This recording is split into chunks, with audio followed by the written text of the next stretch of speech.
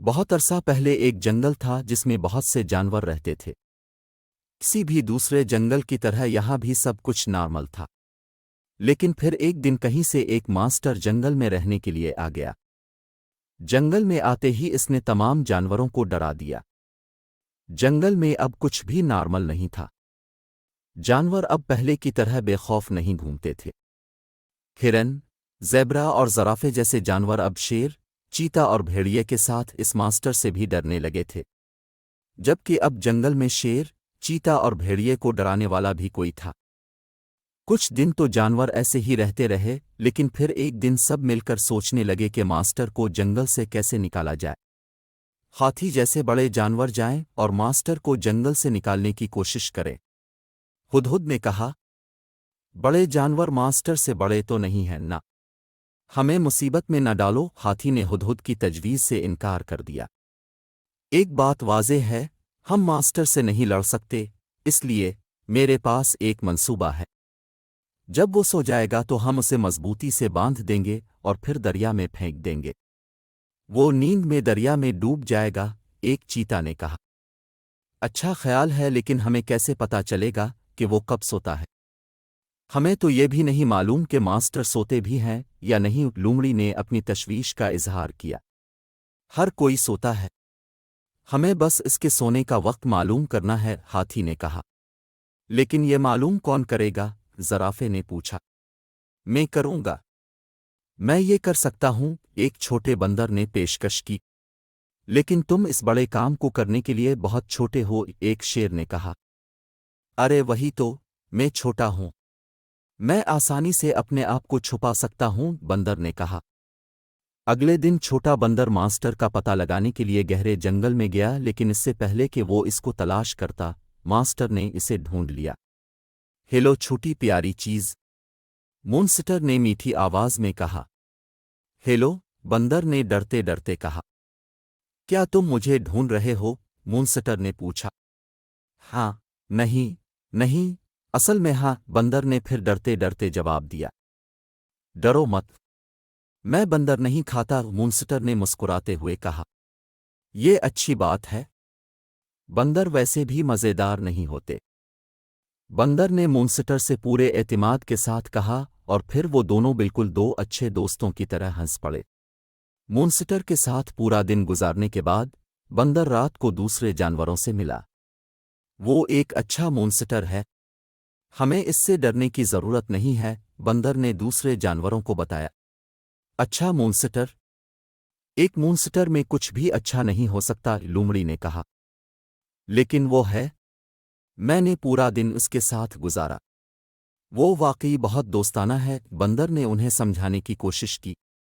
وہ بہت چالاک ہوگا، یقیناً وہ ہمیں دوست بنا کر دھوکہ دے کر کھانا چاہتا ہے، ہاتھی نے کہا۔ لیکن بندر بھی تو اسے دوستی میں دھوکہ دے سکتا ہے، کیا خیال ہے؟ چیتا نے بندر کو دیکھتے ہوئے کہا۔ چنانچہ اس رات وہ سب بندر کی مدد سے اپنے منصوبے کو پورا کرنے پر راضی ہو گئے۔ اگلی صبح بندر دوبارہ مونسٹر سے ملا اور اسے سب کچھ بتا دیا۔ مونسٹر کا بھی ایک منصوبہ تھا اور اسے بھی بندر کی مدد سے اپنا منصوبہ پورا کرنا تھا۔ تو منصوبے پر عمل کرنے کا دن آیا، لیکن کون سا منصوبہ؟ بندر جانوروں کی طرف دوڑتا ہوا آیا۔ مونسٹر سو رہا ہے اور وہ دیر تک سوئے گا، جلدی کرو، بندر نے انہیں بتایا، اور وہ سب مونسٹر کی جگہ کی طرف بھاگے۔ جلد ہی تمام جانور گہرے جنگل میں پہنچ گئے، جہاں مونسٹر گہری نیند میں سونے کا دھوکہ دے رہا تھا۔ پہلی بار ان سب نے مونسٹر کو اتنے قریب سے دیکھا۔ وہ اسے چھو رہے تھے، لیکن خوف سے۔ جلدی کرو اور اسے باندھو، بندر نے سرگوشی کی۔ انہوں نے اسے درخت کی نرم مگر مضبوط شاخوں کی مدد سے باندھ دیا۔ پھر ہاتھی اسے اٹھا کر دریا میں گرانے کے لیے آگے آئے جب وہ سو رہا تھا۔ تم لوگ مجھے اٹھا نہیں پاؤ گے، مونسٹر نے شائستگی سے کہا، اور تمام جانور ایک دم پیچھے ہٹ گئے۔ وہاں افراتفری پھیل گئی تھی۔ ڈرو مت، بندر چیخ رہا تھا۔ میں تمہیں نقصان نہیں پہنچا سکتا، تم لوگوں نے مجھے مضبوطی سے باندھ رکھا ہے، مونسٹر نے انہیں یاد دلایا، اور اگلے ہی لمحے وہ سب پرسکون ہو گئے۔ ہر مونسٹر برا نہیں ہوتا۔ میں تمہیں نہیں کھاؤں گا، مونسٹر نے دوستی کی طرف پہلا قدم بڑھایا تھا۔ تو کیا تم بھی میری طرح پتے کھاتے ہو؟ زرافے نے پوچھا۔ نہیں، میں شیر، چیتے اور بھیڑیوں کی طرح گوشت کھاتا ہوں۔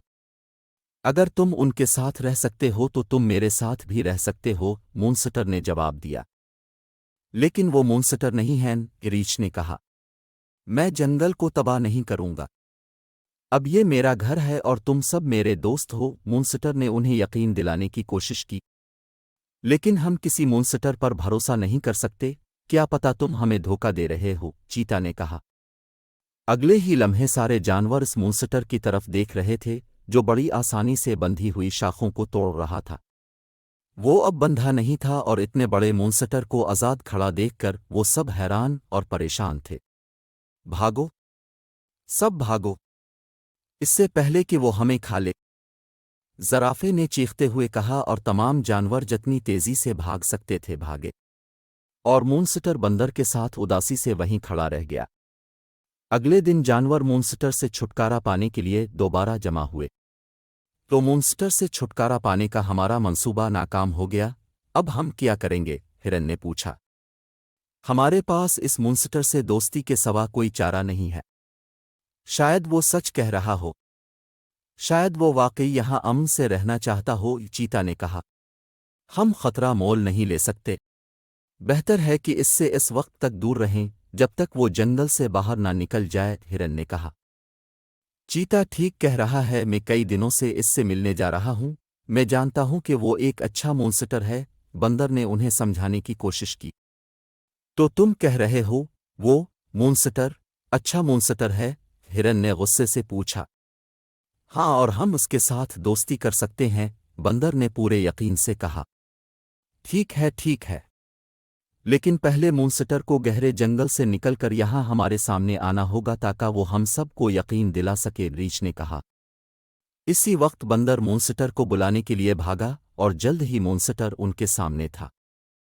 تم جانتے ہو کہ ہم تمہارے یہاں ہونے سے پریشان ہیں کیونکہ ہم سب تم سے ڈرتے ہیں۔